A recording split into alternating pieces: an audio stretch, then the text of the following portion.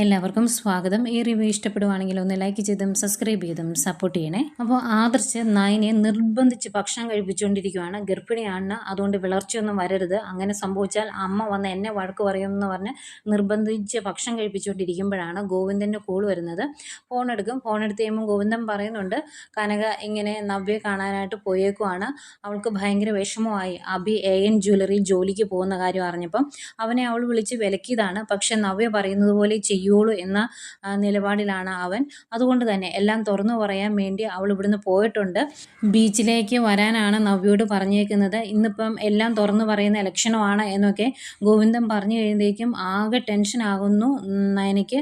ഈശ്വര, എല്ലാം കുളമാകുമല്ലോ, അമ്മ എന്തിനാ ഇങ്ങനെ എടുത്തിയാടി ഓരോന്ന് ചെയ്യാൻ പോയത് എന്നൊക്കെ പറഞ്ഞിട്ട് ഫോൺ വെച്ചിട്ട് ആദർശനോട് ഈ കാര്യം പറയുമ്പോൾ അയ്യോ ആകെ പ്രശ്നമാവുമോ എന്ന് ആദർശൻ ചോദിക്കുന്നുണ്ട്. അന്നേരം ഞാൻ അമ്മയെ ഒന്ന് വിളിച്ചു നോക്കട്ടെ, അമ്മയോട് ചേച്ചിയോട് പറയല്ലേ എന്ന് പറയണം, ആകെ പ്രശ്നമാകും അല്ലെങ്കിൽ എന്നൊക്കെ പറഞ്ഞിട്ട് നയന കനകയെ വിളിക്കുവാണ്. അന്നേരം കനക ഫോണൊന്നും എടുത്തിട്ടില്ല, ഇതുങ്ങളുടെ എല്ലാം സ്വഭാവം അറിയാമല്ലോ, അതുകൊണ്ടായിരിക്കും. ഏതായാലും വീട്ടിൽ വെച്ചിട്ടാണ് പോയേക്കുന്നത് ഫോണ്. അപ്പോൾ ഫോൺ ബെല്ലടിക്കുമ്പം ഗോവിന്ദൻ പോയി എടുക്കും. അന്നേരം അമ്മ തിരിച്ചു വന്നോ എന്ന് ചോദിക്കുമ്പം ഇല്ല മോളെ, അമ്മ ഫോൺ കൊണ്ടുപോയിട്ടില്ല, അവളിന്ന് ആകെ ടെൻഷനിലാണ് ഇവിടുന്ന് ഇറങ്ങിപ്പോയത്, അതുകൊണ്ടാണ് ഫോൺ പോലും എടുക്കാത്തത്, അല്ലെങ്കിൽ ഫോൺ എടുത്തുകൊണ്ടേ പുറത്ത് പോകാറുള്ളായിരുന്നു എന്ന് പറയുമ്പോൾ ഈശ്വര ഇനി എന്ത് ചെയ്യും, ഞാനൊന്ന് നന്ദുവിനെ വിളിക്കട്ടെ എന്നൊക്കെ പറഞ്ഞിട്ട് ഫോൺ വയ്ക്കുവാണേ. ഫോൺ വെച്ചിട്ട് നയന ആദർശനോട് പറയുന്നുണ്ട്, ആദർശേട്ടാ അമ്മ ഫോൺ കൊണ്ടുപോയിട്ടില്ല, ഇനി എന്താ നമ്മൾ ചെയ്യുന്നത് എന്ന് ചോദിക്കുമ്പോൾ നമുക്ക് അങ്ങോട്ട് പോകാം, കടപ്പുറം എന്ന് പറഞ്ഞാൽ ഇവിടെ അടുത്ത് തന്നെയാണല്ലോ എന്നിങ്ങനെ പറയുന്നുണ്ട്. അന്നേരം അമ്മ ഓട്ടോയ്ക്ക് വല്ലതാണ് പോയതെങ്കിൽ പെട്ടെന്ന് അങ്ങ് ചെന്ന് കാണുമല്ലോ എന്നൊക്കെ പറയുന്നുണ്ട്. അതിനിടയ്ക്ക് നന്ദുവിനെ ഒന്ന് വിളിച്ചു നോക്കാം എന്ന് പറയുന്നു. അങ്ങനെ നന്ദുവിനെ വിളിച്ച് ഈ കാര്യം പറയുമ്പോൾ നന്ദു പറയുന്നുണ്ട്, അയ്യോ ചേച്ചി എനിക്ക് ഇവിടുന്ന് ഇറങ്ങാൻ പറ്റത്തില്ല, ഇന്നിപ്പം SP ഓഫീസിൽ ഒരു മീറ്റിംഗ് ഉണ്ട്, അതിന് പോകണം, ഇത്തിരി തിരക്കാണെന്ന് പറയുമ്പോൾ എനിക്ക് സാരമില്ല മോളെ എന്ന് പറഞ്ഞിട്ട് നയന ഫോൺ വയ്ക്കുന്നു. ആകെ ടെൻഷനാണ്. നയനയുടെ വെപ്രാളം കണ്ടാൽ തോന്നും കനക അവിടെ കടൽ തീരത്തേക്ക് പോയത് കടലിൽ ചാടി ആത്മഹത്യ ചെയ്യാനാണ് എന്ന് തോന്നും. അമ്മാതിരി വെപ്രാളമാണ്. വീട്ടിൽ നിന്ന് എബാ എന്നാൽ നമുക്ക് പോകാം എന്ന് പറഞ്ഞ് ഇറങ്ങുമ്പോൾ ആദർശ് ചോദിക്കുന്നുണ്ട്, ഡ്രസ്സൊന്നും മാറുന്നില്ലേ എന്ന്. അതിനൊന്നും സമയമില്ല, സമയം കളയാനില്ല, ആദർശേട്ടൻ ഇങ്ങോട്ട് വാ പെട്ടെന്ന് എന്ന് പറഞ്ഞിട്ട് അവർ പെട്ടെന്ന് അവിടെ നിന്ന് അങ്ങ് പോരുവാണ്. ഈ സമയം നവ്യ അവിടെ ബീച്ചിൽ വന്ന് നിൽപ്പുണ്ട്. അങ്ങോട്ടേക്ക് കനകയും എത്തിക്കഴിയുമ്പം നവ്യ ചോദിക്കുന്നുണ്ട്, അമ്മയ്ക്ക് എന്താ എന്നോട് പറയാനുള്ളത്, അവന് നല്ലൊരു ജോലി കിട്ടിയതിൽ എല്ലാവർക്കും ഇഷ്ടക്കേടുണ്ട് എന്ന് എനിക്കറിയാം, അതുതന്നെയാണ് അമ്മയുടെ മനസ്സിലും എന്ന് എനിക്ക് മനസ്സിലായി, അവൻ നന്നാകരുത്, അതല്ലേ നിങ്ങളുടെ എല്ലാം മനസ്സിൽ എന്ന് ചോദിക്കുമ്പോൾ അവൻ നന്നായിക്കോട്ടെ, പക്ഷെ അവൻ നന്നാകുന്നതിൻ്റെ കൂടെ മറ്റുള്ളവരെ ദ്രോഹിക്കാൻ പാടില്ലല്ലോ എന്നിങ്ങനെ പറയുക. അന്നേരം എന്താ നിങ്ങൾക്ക് പറയാനുള്ളത്, അവൻ കുറച്ചു കാലമായി ആരെയൊക്കെ പേടിക്കുന്നുണ്ട്, വീട്ടിൽ അമ്മായി പറയുന്നതെല്ലാം അവൻ ചെയ്യുന്നുണ്ട്, അവൻ്റെ അമ്മയാണെങ്കിൽ ഇപ്പോൾ വീട്ടു ജോലിക്കാരിയെ പോലെയാണ് എല്ലാ ജോലിയും ചെയ്യുന്നുണ്ട്, അവനും അങ്ങനെ അത്യാവശ്യം വീട്ടുജോലിയൊക്കെ ചെയ്ത് അമ്മായി അനുസരിച്ചാണ് നിൽക്കുന്നത്. അതുകൂടാതെ അമ്മ അവനോട് ജോലിക്ക് പോകരുത് എന്ന് പറഞ്ഞിട്ടുണ്ടെങ്കിൽ അവൻ പേടിക്കാൻ മാത്രം എന്ത് രഹസ്യമാണ് നിങ്ങളുടെയൊക്കെ മനസ്സിലുള്ളത്, അതൊക്കെ എന്നോട് തുറന്നു പറയണം, എന്തോ കാര്യമുണ്ട് എന്ന് ചിന്തിച്ചു തുടങ്ങിയിട്ട് കുറച്ച് കാലമായി, അതെന്താണ് എന്ന് എനിക്ക് ഇന്ന് അറിയണം എന്നിങ്ങനെ പറയുവാണ് നവ്യ. എന്നിട്ട് നവ്യ അതിൻ്റെ കൂടെ പറയുന്നുണ്ട്, ഞാനിപ്പം മൂർത്തി ജ്വല്ലറിയിലെ മരുമകൾ എന്ന പേരിലല്ല അറിയപ്പെടുന്നത്, അതുപോലെ അവിടുത്തെ കൊച്ചുമകൻ്റെ ഭാര്യ എന്ന ലേബലിലും അല്ല, എനിക്ക് എൻ്റേതായ ഒരു വ്യക്തിത്വമുണ്ട്, ആ രീതിയിൽ തന്നെയാണ് എല്ലാവരും എന്നെ തിരിച്ചറിയുന്നത്. ഞാൻ AN ജ്വല്ലറിയിലെ മോഡലായതിനു ശേഷം ആ ജ്വല്ലറിക്ക് പോലും പുരോഗമനമേ ഉണ്ടായിട്ടുള്ളൂ, അതുകൊണ്ടാണ് ഞാൻ പറഞ്ഞപ്പോൾ അവനൊരു ജോലി കൊടുത്തത്, ആ ജോലി കൊടുത്തത് നിങ്ങൾക്ക് ഇഷ്ടപ്പെടാത്തതാണോ പ്രശ്നം എന്നൊക്കെ ചോദിക്കുമ്പം കനക പറയുന്നുണ്ട്, അതൊന്നും അല്ല ഇതിലെ പ്രശ്നം, നിനക്കറിയാവോ അവൻ ചെയ്തു കൂട്ടിയ ദുഷ്ടത്തരങ്ങൾ എന്തൊക്കെയാണ് എന്ന്. അവിടെ ആ വീട്ടിലുള്ള എല്ലാവർക്കും ഈ സത്യം അറിയാം, അവരെല്ലാം മറച്ചു വെച്ചേക്കുന്നത് നിന്നെ ഓർത്തിട്ടാണ്. ആ തെറ്റെല്ലാം ആദർശിൻ്റെ തലയിൽ അവൻ ഇട്ടു, എന്നിട്ട് അവൻ വലിയ പുണ്യാളനായിട്ട് നടക്കുവാണ്. ആ കുടുംബത്തിൽ പല പ്രശ്നങ്ങളും ഉണ്ടായി, ആദർശം നയനെ വീട് വിട്ടിറങ്ങി, കമ്പനി താഴേക്ക് പോകുന്നു, അങ്ങനെ പല പ്രശ്നങ്ങളും ഉണ്ടാകുമ്പോൾ അവരുടെ കമ്പനിയെ തകർക്കാൻ ശ്രമിക്കുന്ന AN ജ്വല്ലറിക്ക് വേണ്ടി അവരുടെ വളർച്ചയെ സഹായിക്കുന്ന രീതിയിൽ നീയും അവനും പ്രവർത്തിച്ചിട്ടുണ്ടെങ്കിൽ അത് ശരിയാണോ എന്നൊക്കെ ചോദിക്കുമ്പം നവ്യ പറയുന്നുണ്ട്, എനിക്കിതൊന്നും അറിയണ്ട, അമ്മ പറയാൻ വന്ന കാര്യം എന്താണെന്ന് വെച്ചാൽ പറ, അതെനിക്ക് അറിഞ്ഞാൽ മതി എന്നിങ്ങനെ പറയുന്നുണ്ട്. ഈ സമയം വീട്ടിൽ ആകെ ടെൻഷനിലാണ് അഭിയും ജലജയും.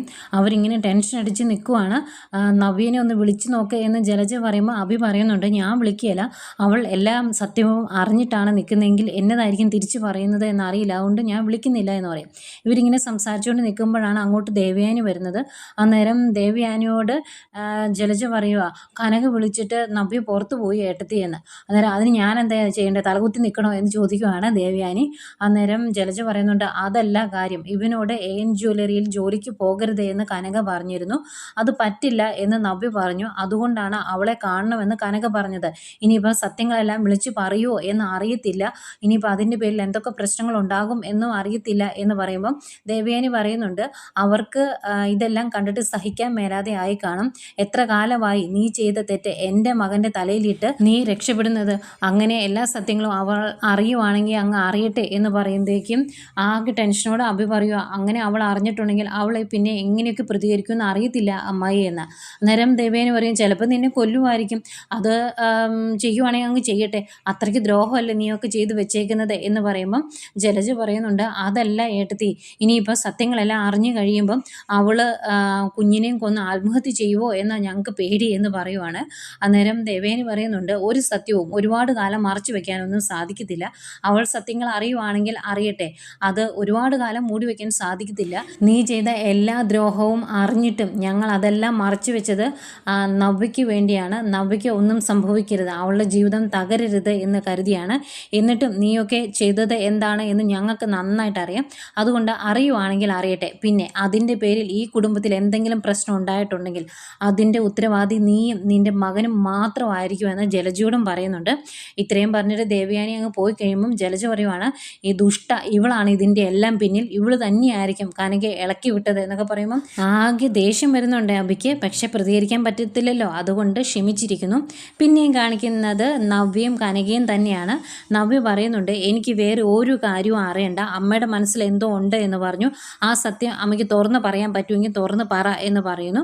അന്നേരം കനക പറയുന്നുണ്ട്, എല്ലാം തുറന്ന് പറയാൻ വേണ്ടി തന്നെയാണ് ഞാൻ ഇങ്ങോട്ട് വന്നത്, ഒന്നും നിന്നെ അറിയിക്കരുത് എന്നാണ് എല്ലാവരും എന്നോട് പറഞ്ഞേക്കുന്നത്, എന്നിട്ടും ഞാൻ ഇങ്ങോട്ട് വന്നത് എല്ലാം തുറന്ന് പറയാൻ വേണ്ടി തന്നെയാണ്, അല്ലെങ്കിൽ ഞാൻ ശ്വാസം മുട്ടി മരിച്ചു പോകും, ഇനി എനിക്കിത് പിടിച്ചു വെക്കാൻ പറ്റില്ല എന്നൊക്കെ പറയുമ്പോൾ എന്താണെങ്കിലും ഇങ്ങ് തുറന്ന് പറ എന്നിങ്ങ് പറയുവാണ്. അന്നേരം കനക നവ്യോട് ചോദിക്കുന്നുണ്ട്, നിന്റെ അഭിയോട് ചന്തുമോളെ ഒരുക്കണമെന്നും അവളെ പുറത്തു കൊണ്ടുപോകണം എന്നും ഒക്കെ പറയുമ്പോൾ അവൻ ആരെയും എതിർക്കാതെ അതെല്ലാം ചെയ്യുന്നത് എന്തുകൊണ്ടാണ് എന്ന് നിനക്ക് മനസ്സിലായിട്ടുണ്ടോ, അതെന്തുകൊണ്ടാണ് അവൻ അങ്ങനെ ചെയ്യുന്നത് എന്ന് നീ ചോദിച്ചിട്ടുണ്ടോ? നീ ചോദിക്കാതിരിക്കില്ല എന്ന് എനിക്കറിയാം, അങ്ങനെ ചോദിച്ചിട്ടുണ്ടെങ്കിൽ അവൻ അതിന് എന്ത് മറുപടിയാണ് തന്നത് എന്ന് ചോദിക്കും.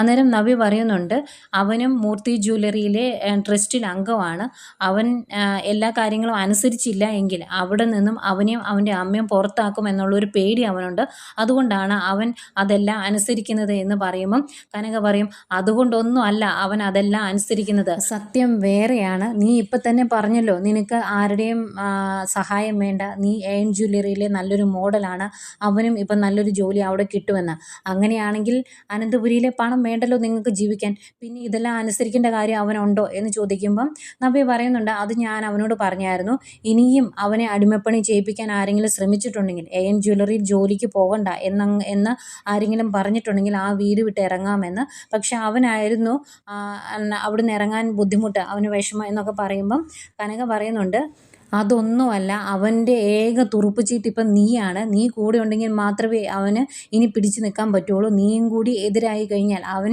ആ കുടുംബത്തിൽ നിന്ന് പുറത്തു പോകും, പിന്നെ അവന് നല്ലൊരു ജീവിതം പോലും കിട്ടില്ല, ഈ AN ജ്വല്ലറി പോലും അവന് ജോലി കിട്ടുമോ എന്നറിയില്ല, അതുകൊണ്ടാണ് അവൻ സത്യം പുറത്താകാതിരിക്കാൻ വേണ്ടി ഇതെല്ലാം സഹിച്ച് അവിടെ നിൽക്കുന്നത് എന്നൊക്കെ പറയുമ്പോൾ നവ്യയ്ക്ക് ഇങ്ങനെ സംശയമൊക്കെ വരുന്നുണ്ട്. എന്നിട്ട് കനക പറയുവാണ്, നീ വിചാരിച്ചേക്കുന്നത് പോലെ ചന്തുമോളുടെ അച്ഛൻ ആദർശല്ല, അവൻ അഭിയാണ് ചന്തുമോളുടെ അച്ഛൻ, അനഘയിൽ അഭിക്കുണ്ടായ കുഞ്ഞാണ് ചന്തുമോൾ എന്ന് പറയുമ്പോഴേക്കും അങ്ങ് ദേഷ്യം വരും നവിക്ക്. നിർത്ത്, നിങ്ങൾ ഇങ്ങനെയൊക്കെ പറയുമെന്ന് അവൻ എന്നോട് നേരത്തെ പറഞ്ഞിട്ടുണ്ട്, ആദർശേട്ടൻ ചെയ്ത തെറ്റ് അവൻ്റെ തലയിലിടാൻ നിങ്ങളെല്ലാം ശ്രമിക്കുമെന്ന് എനിക്കറിയാം, അവന് നല്ലൊരു ജോലി കിട്ടിയത് സഹിക്കാൻ മേലാതെ അത് മുടക്കാൻ വേണ്ടിയല്ലേ നിങ്ങൾ ഇതൊക്കെ പറയുന്നത് എന്നിങ്ങനെ ചോദിക്കുമ്പം കനക പറയും, അങ്ങനെ അവനല്ലേ നിന്നോട് പറഞ്ഞത് ഇങ്ങനെയൊക്കെ സംഭവിക്കാൻ സാധ്യതയുണ്ട് എന്ന്, അത് എന്തുകൊണ്ടാണ് അവൻ അങ്ങനെ പറഞ്ഞു വെച്ചത്, എന്നെങ്കിലും ഈ സത്യങ്ങളെല്ലാം പുറത്തു വരും എന്ന് അവന് നന്നായിട്ടറിയാം, അന്ന് നിൻ്റെ അടുത്ത് പിടിച്ചു നിൽക്കാൻ വേണ്ടിയാണ് അവൻ ഈ കാര്യങ്ങളെല്ലാം പറഞ്ഞു വെച്ചേക്കുന്നത്.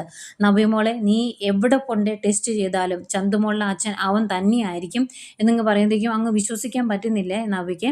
അതുകൊണ്ട് അന്നേരം കനക പറയുന്നുണ്ട്, നിനക്കറിയാലോ ആദർശ് ഇങ്ങനെയൊരു തെറ്റ് ചെയ്തുവെന്നും ആദർശിൻ്റെ കുഞ്ഞാണ് ചന്തുമോൾ എന്ന് അറിഞ്ഞ സമയത്ത് ഞങ്ങൾ ആദർശിനെ തള്ളിക്കളഞ്ഞതാണ്. അന്ന് ഞങ്ങൾ ചേർത്ത് പിടിച്ചത് അഭിയാണ്. നിന്നെ അവൻ സ്നേഹിച്ചു തുടങ്ങിയപ്പോൾ ഞങ്ങൾ ഒരുപാട് സന്തോഷിച്ചു. അതിനുശേഷം വീണ്ടും ഞങ്ങൾ ആദർശിനെ സ്നേഹിച്ചു തുടങ്ങിയപ്പോൾ നീ ഞങ്ങളോട് ചോദിച്ചതാണ്, എന്തുകൊണ്ടാണ് തെറ്റ് ചെയ്ത മരുമകനെ നിങ്ങൾ ഇങ്ങനെ സ്നേഹിക്കുന്നത്, എന്തിനാണ് ഇങ്ങനെ ചേർത്ത് പിടിക്കുന്നത് എന്ന് ഞങ്ങളോട് ചോദിച്ചു. ഞങ്ങൾ സത്യങ്ങളെല്ലാം അന്നേ തിരിച്ചറിഞ്ഞിരുന്നു. അതുകൊണ്ടാണ് അങ്ങനെയൊക്കെ ചെയ്തത്. അന്നേ ഈ കാര്യങ്ങളെല്ലാം മറച്ചു വെച്ചത് നിനക്ക് വേണ്ടിയാണ്. നീ ഇതെല്ലാം അറിഞ്ഞു കഴിഞ്ഞാൽ വിഷമിക്കുമെന്നും ആത്മഹത്യ ചെയ്യുമെന്നും ഒക്കെ നയനമോള് പറഞ്ഞു. നയനയും ആദർശും എല്ലാം അത് സമ്മതിച്ചു. അതുപോലെ അനന്തപുരിയിലെ പലർക്കും ഈ കാര്യങ്ങളെല്ലാം അറിയാം. അവരെല്ലാം മറച്ചു വെച്ചത് നിന്റെ ജീവിതത്തെ കരുതിയാണ് എന്നൊക്കെ പറയുമ്പോഴും അങ്ങ് വിശ്വസിക്കാൻ പറ്റുന്നില്ലേ നവ്യയ്ക്ക്. അതുകൊണ്ട് തന്നെ കനക പിന്നെയും പറയുവാണ്, ഒരിക്കൽ ഞാൻ ഇതേ കാര്യം നിന്നോട് വന്ന് ചോദിച്ചതാണ്. നിനക്ക് ഓർമ്മയുണ്ടോ? ഞാൻ ഒരിക്കൽ നിന്നോട് ചോദിച്ചിരുന്നു, അഭിയുടെ ആദർശിൻ്റെ സ്ഥാനത്ത് അഭിയാണ് ചന്തുമോളുടെ അച്ഛൻ എങ്കിൽ നീ എന്ത് ചെയ്യുമെന്ന്. അന്ന് നീ എനിക്ക് തന്ന മറുപടി എനിക്ക് അറിയാലോ. അന്ന് നീ പറഞ്ഞു, അങ്ങനെ എന്തെങ്കിലും സംഭവിച്ചിട്ടുണ്ടെങ്കിൽ അവനെ വെട്ടിക്കൊന്നിട്ട് നീയും ആത്മഹത്യ ചെയ്യുമെന്ന്. അതുകൊണ്ടാണ് നിന്നോട് ഞാൻ അന്ന് സത്യങ്ങളൊന്നും പറയാതിരുന്നത്. എൻ്റെ മോളുടെ ജീവിതം നശിച്ചു പോകുന്നത് എനിക്ക് കണ്ടുകൊണ്ട് നിൽക്കാൻ പറ്റില്ലായിരുന്നു. അതുകൊണ്ടാണ് ഇതൊക്കെ മറച്ചു വെച്ചത്. പക്ഷേ ഇനി അതൊന്നും മറച്ചു വെക്കാൻ സാധിക്കില്ല. കാരണം സ്നേഹിക്കുന്നവരുടെ ചോര കുടിക്കുന്നവനാണ് അഭി. അവൻ അനഘയെ സ്നേഹിച്ചു, വഞ്ചിച്ചു. എന്നിട്ട് ഇതെല്ലാം സംഭവിച്ചതിന് ശേഷവും ഈ സത്യങ്ങളൊന്നും പുറത്തു വരാതിരിക്കാൻ വേണ്ടി തളർന്നു കിടക്കുമ്പോഴും അനഘയെ പലതവണ അവൻ കൊല്ലാൻ ശ്രമിച്ചിട്ടുണ്ട്. എന്നിട്ട് അതും ആദർശിൻ്റെ തലയിലിട്ടു. ഇങ്ങനെ ഒരു പിശാചിനെ എൻ്റെ മകളുടെ കൂടെ കാണാൻ എനിക്കിനി സാധിക്കത്തില്ല. അതുകൊണ്ടാണ് ഞാൻ എല്ലാ കാര്യങ്ങളും മോളോട് തുറന്നു പറഞ്ഞത്. എൻ്റെ മകൾ എനിക്ക് നഷ്ടപ്പെടരുത് എന്ന് എനിക്ക് ആഗ്രഹമുണ്ട്. മോൾ ഇതൊന്നും ഓർത്ത് വിഷമിക്കരുത് എന്നൊക്കെ പറഞ്ഞ് കനക പറയുന്നുണ്ട്. അന്നേരം നവ്യ ഒന്നും മിണ്ടുന്നില്ല കേട്ടോ. ഇങ്ങനെ കുറച്ച് നേരം ഇങ്ങനെ മുഖത്തേക്ക് നോക്കി നിന്നിട്ട് തിരിഞ്ഞങ്ങ് പോവാണ്. അന്നേരം കനക മോളെ എന്ന് വിളിക്കുന്നുണ്ട്. പക്ഷേ അങ്ങോട്ട് തിരിഞ്ഞു നടക്കുന്ന നവ്യയാണ് കാണിക്കുന്നത്. അപ്പോഴത്തേക്ക് അങ്ങോട്ട് ഓടിപ്പിടിച്ചെത്തും നമ്മുടെ നയനയും ആദർശം. അമ്മ എന്തായി എന്ന് ചോദിക്കുവാണ് നയന. അന്നേരം കനക പറയുന്നുണ്ട്, ഞാൻ എല്ലാ കാര്യങ്ങളും അവളോട് തുറന്നു പറഞ്ഞു. അവളിപ്പോൾ അങ്ങോട്ട് പോയിട്ടുള്ളൂ. ചന്തുമോളുടെ അച്ഛൻ അഭിയാണ് എന്ന കാര്യം ഞാൻ പറഞ്ഞിട്ടുണ്ട്. അതറിഞ്ഞിട്ടാണ് അവൾ ഇവിടുന്ന് പോയതെന്ന് പറയുമ്പം അവരിങ്ങനെ വിഷമിച്ച് നിൽക്കുന്നതാണ് കാണിക്കുന്നത്. ഈ സമയം ജലജയും അഭിയും ആകെ ടെൻഷനിലാണ്. ജലജ പറയുന്നുണ്ട്, ആ കനക അവൾ എന്നെ ദുഷ്ടയാണ്, അവൾ മക്കളെ പല തട്ടി കാണുന്നുണ്ട്. അതുകൊണ്ടാണ് അവൾ ആ സത്യങ്ങളൊക്കെ നവ്യയോട് തുറന്നു പറയാൻ ശ്രമിക്കുന്നത് എന്നൊക്കെ ജലജ പറയുമ്പം അഭിയും പറയുന്നുണ്ട്, എന്നാലും അവരിങ്ങനെ ചെയ്യുമെന്ന് ഞാൻ കരുതിയില്ല. ഈ വീട്ടിലുള്ളവർ പോലും ആ സത്യങ്ങളൊന്നും നവ്യയോട് തുറന്നു പറഞ്ഞിട്ടില്ലായിരുന്നു. എനിക്ക് പേടി അമ്മായിയാണ്. അമ്മായി ഇവിടെ ഇട്ട് പട്ടിപ്പണി എടുപ്പിച്ചു എന്നല്ലാതെ അമ്മായി പോലും സത്യങ്ങൾ തുറന്നു പറയാത്ത സ്ഥിതിക്ക് അവർക്ക് പറയേണ്ട എന്തെങ്കിലും കാര്യം ഉണ്ടായിരുന്നോ എന്നൊക്കെ ഇങ്ങനെ പറയുമ്പം ജലജ പറയും, എടാ ഇനിയിപ്പം ജ്വല്ലറിയിലെ നിൻ്റെ ജോലിയൊക്കെ വെറും മോഹമായി പോകും എന്നുമാണ് എനിക്ക് തോന്നുന്നത്. ഇനി അതൊക്കെ നടക്കുമോ എന്നൊക്കെ ഇങ്ങനെ ജലജ ചോദിക്കുമ്പോൾ ആകെ വിഷമിച്ച് നിൽക്കുവാണ് അഭി. ഈ സമയം താഴെ നവ്യ വണ്ടിയെ വന്ന് ഇറങ്ങുന്നു. എന്നിട്ട് കുറച്ച് നേരം ഇങ്ങനെ ആലോചിച്ച് ഇങ്ങനെ നിൽക്കുവാണ്. അങ്ങനെ നിൽക്കുന്ന കാണിച്ചുകൊണ്ടാണ് ഇന്നത്തെ എപ്പിസോഡ് അവസാനിക്കുന്നത്. ഇനി അകത്ത് ചെന്നിട്ട് ഏത് രീതിയിൽ അഭിയോട് പ്രതികരിക്കും, ഇനി ഇതൊക്കെ വിശ്വസിച്ചോ അതോ അവർ കള്ളം പറഞ്ഞതായിട്ട് ചിന്തിക്കുമോ എന്നൊന്നും അറിയില്ല. ഏതായാലും കാര്യങ്ങളൊക്കെ ഇവിടെ വരെ എത്തിയിട്ടുണ്ട്. ഇതൊക്കെയായിരുന്നു ഇന്നത്തെ കഥ.